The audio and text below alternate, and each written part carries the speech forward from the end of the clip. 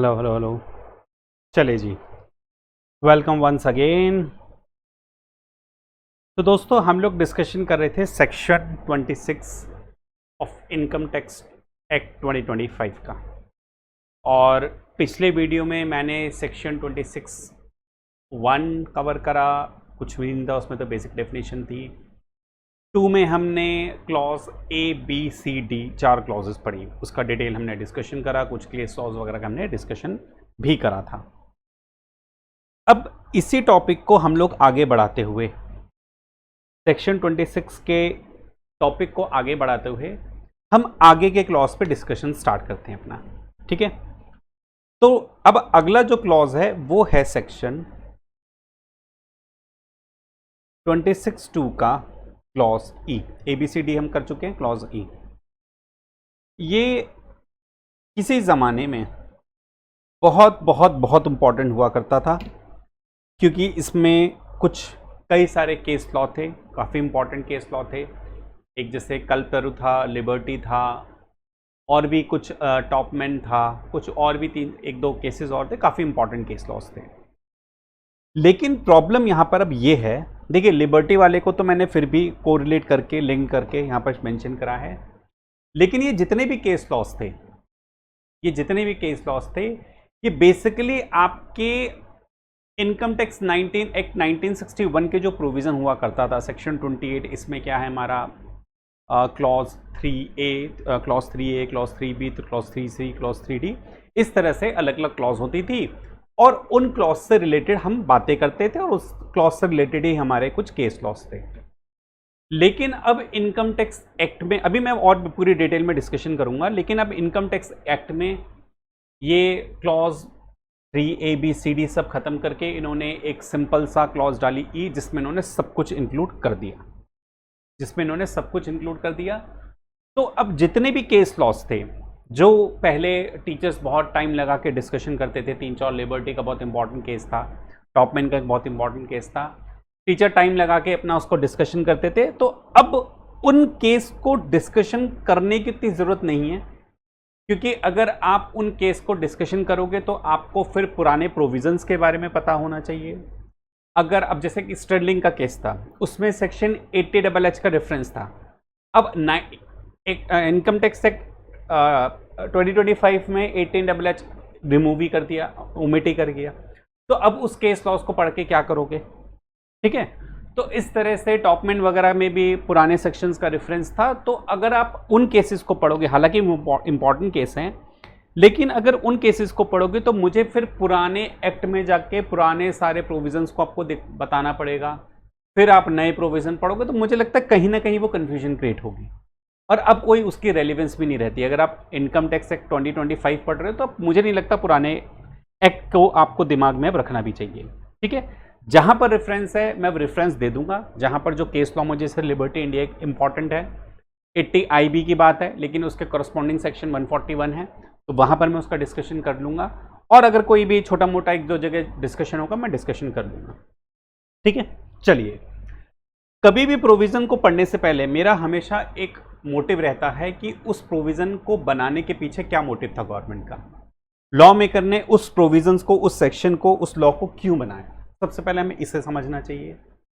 अगर एक बार में बात ये क्लियर हो गई कि साहब ये प्रोविजन बना क्यों है, ये लॉ बना क्यों है, सेक्शन बना क्यों है, तो आप फिर आगे के सेक्शंस पे जो हम बातें करेंगे उसको इजीली कोरिलेट कर पाओगे। ठीक है, चलिए जी, चलते हैं हम लोग।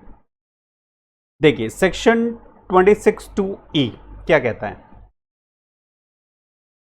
देखिए भारत सरकार हमेशा से क्या चाहती, चाहे वो कांग्रेस के टाइम में मनमोहन जी की सरकार हो या बीजेपी के टाइम में मोदी जी की सरकार हो, हमेशा गवर्नमेंट चाहती कि साहब इंडिया में इकोनॉमिक ग्रोथ हो, इंडिया में इकोनॉमी इंडिया की बढ़े। और इंडियन इकोनॉमी को बढ़ाने में सबसे बड़ा काम क्या होता है भाई? मैन्युफैक्चरिंग करना। मैन्युफैक्चरिंग करो, बिजनेस, अच्छे बिजनेस करो, मैन्युफैक्चरिंग करो, जो है बड़े नए नए प्रोडक्ट बनाओ, और उससे भी बड़ी बात होती है इसको एक्सपोर्ट करो, इसको एक्सपोर्ट करो।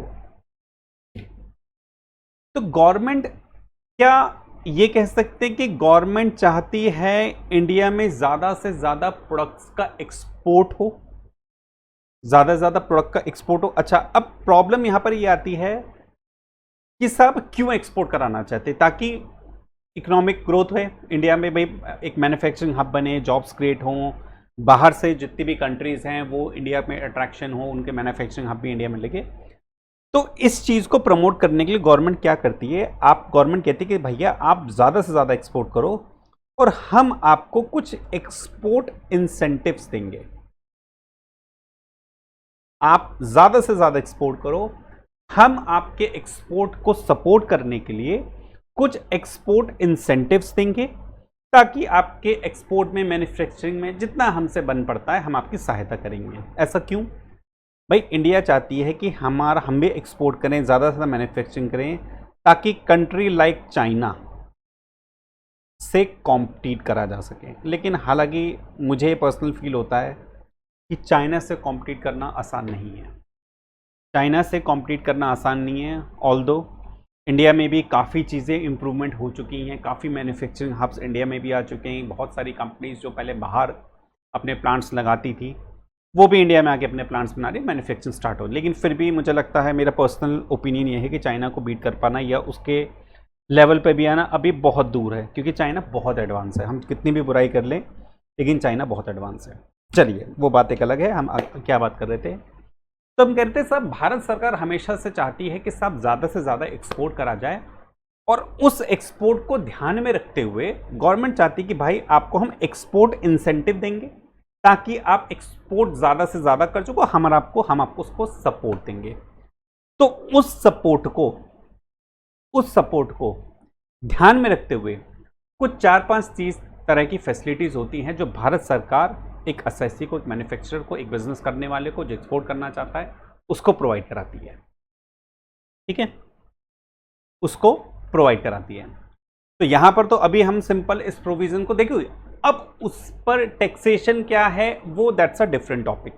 उस पर टैक्सेशन क्या है that's a different topic, but first of all we need to think about it कि what was the main purpose और what was the main motive behind this law, behind this section. तो वो हमने समझ लिया कि साहब गवर्नमेंट चाहती थी ज्यादा से ज्यादा, देखिए लॉ तो हमारा इनकम टैक्स का है, ठीक है, लेकिन इस लॉ को बनाया क्यों गया था, फिर उसके ऊपर उसको टैक्सेशन कैसे करा जाएगा, दैट्स अ डिफरेंट थिंग, वो सब बात की बात है। लेकिन अभी हम समझ लेते हैं कि साहब इस लॉ के पीछे क्या पूरी कहानी थी। तो अभी हमने समझ लिया कि साहब गवर्नमेंट ज़्यादा से ज़्यादा मैन्युफैक्चरिंग करा के एक्सपोर्ट इंसेंटिव देती है, ठीक बात है। ये तो हमारा हो गया एक कहानी पीछे की। अभी तो हम खैर लॉ के बारे में भी और भी डिस्कशन करने हैं अभी, लेकिन मैंने एक पहले पूरी कहानी आपकी रची है, ठीक बात है। ये तो हमारी होगी बेसिक अंडरस्टैंडिंग। अब जरा हम थोड़ा क्लॉज ई के ऊपर आते हैं। वहां पर देखिए कुछ बातें लिखी हुई हैं। हालांकि ये अगर सेंटेंस देखा जाए तो 2 लाइन का सेंटेंस है, लेकिन इसको डिस्कशन के लिए 3 घंटे भी कम लगते हैं। अगर हम पुराने लॉ की बात करें तो इसके डिस्कशन पे शायद 3 घंटे भी कम होते थे, क्योंकि इतने सारे केसेस, इतने सारे जजमेंट थे इस छोटी सी लाइन के। क्योंकि एक्चुअली में ये क्लॉज इतनी छोटी होती नहीं थी, इसमें और भी कई सारी बातें होती थी, अब तो खैर उन्होंने बहुत छोटा कर दिया।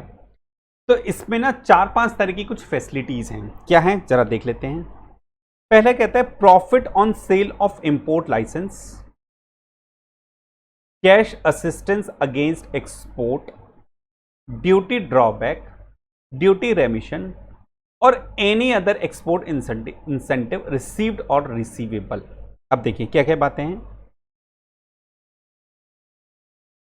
एक्सपोर्ट इंसेंटिव की हम बात कर रहे थे, क्या क्या एक्सपोर्ट इंसेंटिव मिलते हैं गवर्नमेंट की तरफ से।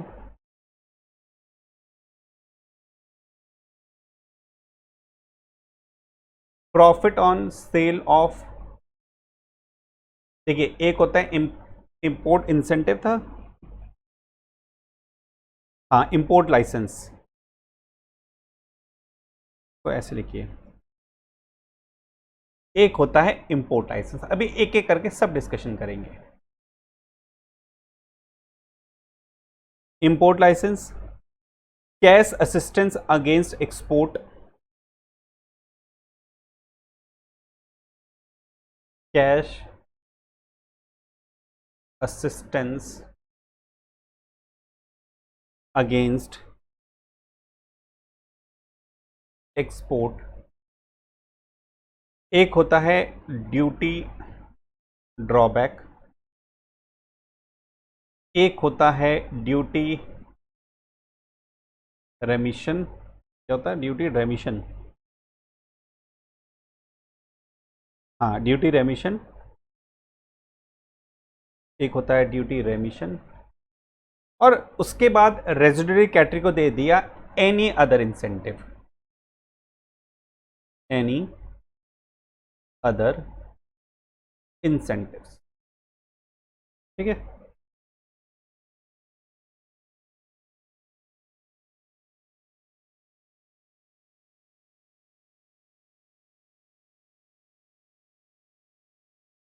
तो ये कुल 5 तरह की बातें हैं। हम इन 5 तरीके की ऐसी ये एक्सपोर्ट इंसेंटिव है जो गवर्नमेंट के द्वारा प्रोवाइड कराई जाती है। देखिए, पहले प्रोविजन में आपने पढ़ा होगा ड्यूटी एंटाइटलमेंट पासबुक या ड्यूटी रिप्लेसमेंट सर्टिफिकेट वगैरह बातें होती थी। अब वो सारी बातें भूल जाइए, वो सब बातें थी सेक्शन 28 की, जो कि इनकम टैक्स एक्ट 1961 था। हम बात कर रहे हैं 2025 में। उन्होंने बहुत प्रोविजन को सिंपल कर दिया। कहता है कि साहब अगर एसआईसी को कोई इंपोर्ट लाइसेंस मिलेगा। अच्छा देखिए, हम पढ़ रहे हैं सेक्शन 26। सेक्शन 26 बता रहा है कि कौन सी इनकम इस सेक्शन में टैक्सेबल होती है। तो कह रहे हैं कि साहब import licence, profit on sale of import licence, यहां पर इसका एक वर्ड लिखा है profit on sale of import licence. ये क्या है बात करेंगे। या फिर कैश असिस्टेंस अगेंस्ट एक्सपोर्ट, या ड्यूटी ड्रॉबैक, या ड्यूटी रेमिशन, या एनी अदर इंसेंटिव। अगर इस तरह की फैसिलिटी किसी एक्सपोर्टर को मिलती है तो वो फैसिलिटी टैक्सेबल होगी under section 26 sub section 2 clause ई के तहत। क्लॉज ई में ये सारी बातें टैक्सेबल होगी। अब हम एक एक करके इन बातों के बारे में डिस्कशन करते हैं। सबसे पहले हम डिस्कशन करते हैं profit on sale of import licence. देखिए क्या होता है। मान लीजिए है मिस्टर ए, मान लीजिए मिस्टर है ए, मान लीजिए प्रोडक्ट एक्स की मैन्युफैक्चरिंग करते हैं और मैन्युफैक्चरिंग करने के बाद यूएसए में एक्सपोर्ट कर देते हैं। मिस्टर ए जो कि एक प्रोडक्ट है एक्स, उसकी मैन्युफैक्चरिंग करते हैं और यूएस में एक्सपोर्ट कर देते हैं। इसका मतलब फॉरेन रेवेन्यू कमा रहे हैं, फॉरेन करेंसी में रेवेन्यू वगैरह कमा रहे हैं, या जो भी बातें हों, पैसा कमा रहे हैं और इंडिया में अच्छा खासा इकोनॉमिक ग्रोथ दे रहे हैं, इकोनॉमिक सपोर्ट कर रहे हैं इंडिया को। तो गवर्नमेंट यही तो चाहती है, गवर्नमेंट भी यही चाहती है कि साहब आप मैन्युफैक्चरिंग करिए और बाहर भेज दीजिए और पैसा कमाइएगा, हमें भी टैक्स दीजिए और बाहर अपना फॉरेन करेंसी भी कमाइए, कोई दिक्कत नहीं है साहब। तो गवर्नमेंट कहती है कि साहब आप एक्सपोर्ट कर रहे हो ना, ठीक बात है, बहुत बढ़िया बात है, हम आपको एक इंपोर्ट लाइसेंस देते हैं। इंपोर्ट लाइसेंस देते हैं मतलब आप इंपोर्ट कर लो, इंपोर्ट लाइसेंस देते हैं। गवर्नमेंट कहती है कि साहब हो सकता है इस प्रोडक्ट एक्स को बनाने के लिए आपको चाइना से मटेरियल वाई लाना हो, जो मटेरियल वाई प्रोडक्ट एक्स में यूज होता है, जिसको आप मैन्युफैक्चरिंग करते हो और एक्सपोर्ट कर देते हो। ऐसा हो सकता है, बिल्कुल ऐसा हो सकता है। गवर्नमेंट कहती है मिस्टर ए, आप जो प्रोडक्ट एक्स बना रहे हो, जिसकी आप मैन्युफैक्चरिंग करके यूएस में एक्सपोर्ट कर रहे हो, क्या ऐसा है आप जो उसमें मटेरियल वाई यूज कर रहे हो, अगर आप, हो सकता है वो चाइना से इंपोर्ट कर रहे हो, आप जो मटेरियल वाई यूज कर रहे हो आप उसे चाइना से मंगाते हो? हाँ साहब मैं चाइना से मंगाता हूं। मिस्टर ए ने बोला हाँ साहब चाइना से मंगाता हूं।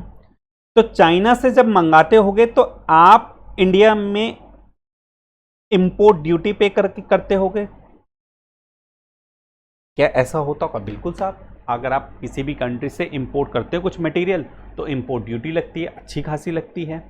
तो गवर्नमेंट कहती है आप जो चाइना से माल मंगाते हो उस पर आप इंपोर्ट ड्यूटी पे करते हो और उस माल को, उस मटेरियल को प्रोडक्ट में लगा के बाहर एक्सपोर्ट कर रहे हो, ये तो आप एक्सपोर्ट का ही काम कर रहे हो, तो बहुत बढ़िया काम कर रहे हो, हम आपको इंपोर्ट लाइसेंस दे देते हैं। मतलब आप जो मटेरियल मंगा रहे हो ना चाइना से, ये इंपोर्ट लाइसेंस दिखा देना, आपको इंपोर्ट ड्यूटी देने की कोई ज़रूरत नहीं है। यहाँ पर जो आप इंपोर्ट ड्यूटी दे रहे हो ना, मान लीजिए 40%, ये आपको इंपोर्ट ड्यूटी देने की ज़रूरत नहीं है। क्यों नहीं ज़रूरत है? क्यों भैया, आप जो गवर्नमेंट चाहती है वही तो कर रहे हो। आप गवर्नमेंट इसी चीज़ को तो प्रमोट कर रही है। साहब, आपने जो मैन्युफैक्चरिंग करी और एक्सपोर्ट करी, उस एक्सपोर्ट करने के लिए जो मटेरियल लगा, वो मटेरियल आपने चाइना से मंगाया, उस पर आपने इंपोर्ट ड्यूटी दी। तो एक तरह से हम आपके एक्सपोर्ट को तो हैम्पर कर रहे हैं। हम आपके एक्सपोर्ट को हैम्पर नहीं करना चाहते। हम चाहते हैं कि इस पे आप इंपोर्ट ड्यूटी मत दो, आप इंपोर्ट लाइसेंस ले लो 40%। हम आपको इंपोर्ट लाइसेंस दे देंगे, मान लीजिए 20 लाख रुपए का, कि 20 लाख तक आपको जो है इंपोर्ट कर लो, ड्यूटी नहीं देनी पड़ेगी। या हम आपको लाइसेंस दे सकते हैं 50 लाख का, 50 लाख तक का इंपोर्ट कर लो, आपको ड्यूटी नहीं देनी पड़ेगी। 50 लाख से ऊपर का ज़्यादा ड्यूटी बन रही है तो डिफरेंशियल अमाउंट की दे देना। ठीक है, तो ये इंपोर्ट लाइसेंस है। अब प्रोविजन ये कहता है कि अगर कोई इस तरह का इंपोर्ट लाइसेंस मिलता है, ठीक बात है। अच्छा, अब दूसरी केस क्या है? अब मिस्टर ए का ये पॉसिबिलिटी हो सकती है कि गवर्नमेंट ने तो उनको इंपोर्ट लाइसेंस दे दिया कि मिस्टर ए भैया, आप 25 लाख रुपए का इंपोर्ट लाइसेंस ले लो, कि अगर आप कहीं से भी कोई भी मटेरियल मंगाओ तो आप जो है अपना 25 लाख तक की इंपोर्ट ड्यूटी मत देना, डिफरेंशियल दे देना। इंपोर्ट मिस्टर ए ने कहा ठीक है भैया, बहुत बहुत धन्यवाद, आपने मुझे इंपोर्ट लाइसेंस देके बड़ा उपकार करा, आपको परोपकार करा मेरे ऊपर। लेकिन मिस्टर ए ने क्या काम करा? जो मटेरियल वाई था, जो मटेरियल वाई यूज कर रहा था उसने वो अब चाइना से मंगाना बंद कर दिया और उसको इंडिया में ही एक बंदा मिल गया जो इसको मटेरियल वाइज सप्लाई कर देगा और सही प्राइस में सप्लाई कर देगा। तो भाई फिर वो क्यों चाइना से मंगाएगा, क्यों इंपोर्ट ड्यूटी देगा? जब मिस्टर ए को जो मटेरियल वाई वो यूज करता था उसको बंदा इंडिया में मिल गया, चाइना से माल नहीं मंगा रहा। तो इसका मतलब ये हुआ जो 25 लाख रुपए का इंपोर्ट लाइसेंस इसका पड़ा हुआ है इसके पास, वो तो अब यूज नहीं हो पाएगा क्योंकि इंडिया में मटेरियल मिल गया उसको, बाहर से नहीं मंगा, इंपोर्ट ड्यूटी नहीं देनी, और इंडिया में मंगाएगा तो भी इंपोर्ट ड्यूटी नहीं देनी। इंडिया में क्या इंपोर्ट क्यों ड्यूटी देगा वो? तो अब ये कह रहा है कि साहब, ये जो 25 लाख रुपए का मेरे पास इंपोर्ट लाइसेंस पड़ा है, ये तो मेरे पास वेस्ट हो जाएगा। इसकी शायद हो सकता है वैलिडिटी 2, 4, 6, 8, 10 महीने, 1 साल, 1.5 साल, 2 साल, 5 साल हो सकती है। बिल्कुल हो सकती है, बात सही है। तो मिस्टर ए के दिमाग में बात आती है, एक मिस्टर इनके मित्र हैं मिस्टर बी। मिस्टर बी अभी भी चाइना से माल मंगा रहे हैं और इंपोर्ट ड्यूटी पे करते हैं। ठीक है, मिस्टर ए मिस्टर बी के पास गए कि भैया देख, मेरे पास 25 लाख रुपए का इंपोर्ट लाइसेंस पड़ा है, तो एक काम कर, तू मुझे इसके 23 लाख रुपए दे दे और 25 लाख तक का माल मंगा रहे, तुझे फिर भी 25 माइनस 23 2 लाख रुपए का फायदा हो जाएगा। मतलब उन्होंने अपने इंपोर्ट लाइसेंस को आकर बेच दिया, इन्होंने अपने इंपोर्ट लाइसेंस को आगे उठाकर बेच दिया, 23 लाख में बेच दिया। ठीक है, तो मिस्टर बी को तो फिर भी उन्हें 25 लाख का इंपोर्ट लाइसेंस मिल गया, इसका मतलब 25 लाख तक का माल मंगा सकते हैं, और उन्होंने एक्चुअल में मिस्टर ए को कितना दिया, 23 लाख रुपए, 2 लाख का इनका तब भी फायदा हो गया। और मिस्टर ए का क्या फायदा हो गया, जो 25 लाख रुपए का इनके पास इंपोर्ट लाइसेंस पड़ा था वो भी यूज हो गया, इनको 23 लाख रुपए मिल गए उसके। तो जब कोई असेसी, जब कोई एक्सपोर्टर इस तरह जिसके पास इंपोर्ट लाइसेंस पड़ा है, अगर वो इंपोर्ट लाइसेंस को बेचता है तो उस इंपोर्ट लाइसेंस के बेचने पर जो प्रॉफिट होता है, इंपोर्ट लाइसेंस के बेचने पर जो प्रॉफिट होता है वो टैक्सेबल होता है क्लॉज ई के अंदर। अब जरा प्रोविजन देख लीजिए, अब जरा हम प्रोविजन देख लेते हैं। देखिए, पहला ही हमारा जो था बात, हम जो डिस्कशन कर रहे थे वो था profit on sale of import licence. पहले ही हम बात कर रहे थे profit on sale of import licence. अब आपको पता है profit on sale of import licence पे भी एक केस है, शायद ये टॉपमैन का केस था, जहां पर इशू ये उठा था। चलिए अभी इसका मैं डिस्कशन नहीं करता, इसका डिस्कशन हम बाद में देखेंगे कभी, वरना बड़ी कंफ्यूजन क्रिएट हो जाएगी, फिर वही पुराने प्रोविजंस में जाना पड़ेगा। लेकिन क्वेश्चन यहाँ पर सिंपल सा ये आता है कि सब profit on sale of import licence को मैंने बेचा 23 लाख रुपए में, ठीक है, तो मेरा प्रॉफिट क्या है, 23 लाख रुपए। अब यहाँ पे एक फेस वैल्यू और सेलिंग प्राइस की बात आती थी, वो हम डिस्कशन अभी उसका मैं बाद में करूंगा, अभी मैं उस पॉइंट को नहीं छेड़ना चाह रहा, फिर नहीं तो बड़ी कंफ्यूजन क्रिएट हो जाएगी, हम इसमें अटक के रह जाएंगे। अभी सिंपल सी है, profit on sale of licence के साथ जो आपको प्रॉफिट हुआ लाइसेंस की सेल करने पर, वो आपकी क्लॉज ई के अंदर टैक्सेबल हो जाएगा। ठीक बात है, चलिए ये बात समझ में आई। उसके बाद आता है कैश असिस्टेंस अगेंस्ट एक्सपोर्ट। देखिए, एक तो हमने समझ लिया कि साहब गवर्नमेंट इंपोर्ट लाइसेंस प्रोवाइड कराती है कि साहब एक्सपोर्ट कर रहे हो और एक्सपोर्ट में कोई मटेरियल लग रहा है जिसे आपको बाहर से मंगाना पड़ रहा है, उसके लिए इंपोर्ट लाइसेंस ले लो, थोड़ा सा हेल्प कर दो।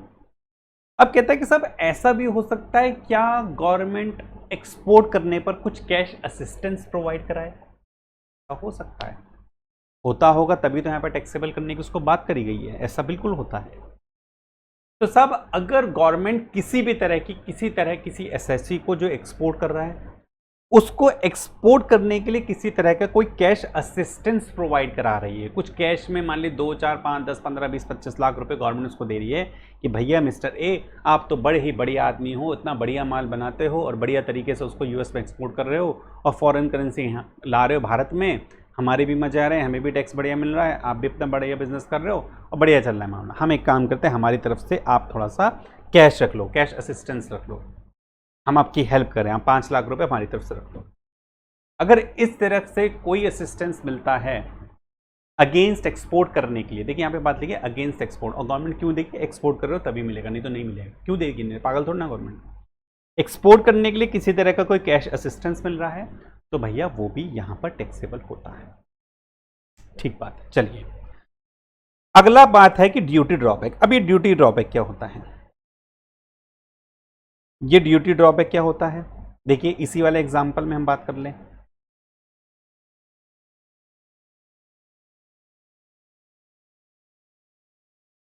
अगर यहां पर गवर्नमेंट मिस्टर ए को ये इंपोर्ट लाइसेंस नहीं देती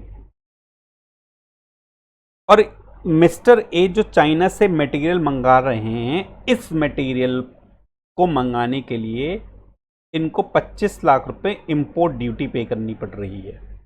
ठीक है, मिस्टर ए जो कि चाइना से माल मंगा रहे हैं, वो मटेरियल वाई प्रोडक्ट एक्स में लगाते हैं और प्रोडक्ट एक्स को एक्सपोर्ट कर देते हैं, और चाइना से जो मटेरियल वाई मंगा रहे हैं उस पर ये इंपोर्ट ड्यूटी 25 लाख रुपए देते हैं। गवर्नमेंट कहती है इस 25 लाख में से 20 लाख रुपए हम आपको रिफंड कर देंगे, या 25 के 25 लाख हम आपको रिफंड कर देंगे, या 10 लाख आपको रिफंड कर देंगे, या 15 लाख रुपए रिफंड कर देंगे। That is called duty drawback. Government ने कहा कि आपने जो भैया माल एक्सपोर्ट करोगे, देखिए आप, लेकिन अगर ये माल एक्सपोर्ट नहीं होता तो मिलता नहीं साहब, फिर नहीं मिलता, फिर गवर्नमेंट कोई ऐसी स्कीम नहीं देती। वो एक्सपोर्ट को प्रमोट करना चाह रही है, तो कह रही है कि अगर एक्सपोर्ट करने के लिए कोई ऐसा मटेरियल लगा रहे हो जो बाहर से ले रहे हो, आपको इंपोर्ट ड्यूटी पे करनी पड़ी, लेकिन अल्टीमेटली आपका पर्पस एक्सपोर्ट करना है, तो आप ड्यूटी ड्रॉबैक की फैसिलिटी ले लो। तो ये जो 25 लाख रुपए का ड्यूटी ड्रॉबैक मिल रहा है मिस्टर ए को, that is taxable under clause E, that is taxable under clause ई। अच्छा, एक वहां पे वर्ड लिखा है ड्यूटी रेमिशन, एक वहां पर वर्ड लिखा है ड्यूटी रेमिशन। मान लीजिए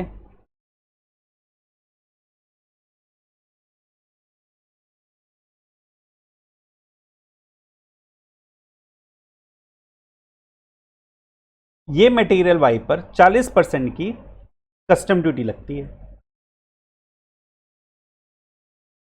40% की कस्टम ड्यूटी लगती है। गवर्नमेंट ने कहा आप इसके सिर्फ 10% दो। क्यों? क्योंकि आप ये मटेरियल वाई को अल्टीमेटली प्रोडक्ट में यूज करके एक्सपोर्ट कर दोगे, तो मैंने 30% कस्टम ड्यूटी क्या कर दी? रेमिट कर दी, रेमिशन कर दी, हटा दी, वेव ऑफ कर दी। सिर्फ मुझे कस्टम ड्यूटी कितनी पे करनी है? 10%। जो तो 30% का फायदा हुआ मेरे को, जो 30% का फायदा हुआ, जो भी मॉनेटरी वैल्यू बन रही है, that is taxable under clause E, that is taxable under clause ई। ठीक है, तो हमने क्या क्या पढ़ लिया? हमने देखिए क्या क्या बात हो गई हमारी। हमने पढ़ा profit on sale of, profit on sale of import licence. फिर हमने पढ़ा कैश असिस्टेंस फॉर एक्सपोर्ट। फिर हमने पढ़ा ड्यूटी ड्रॉबैक, फिर हमने पढ़ा ड्यूटी रेमिशन, लास्ट है हमारे अदर इंसेंटिव्स।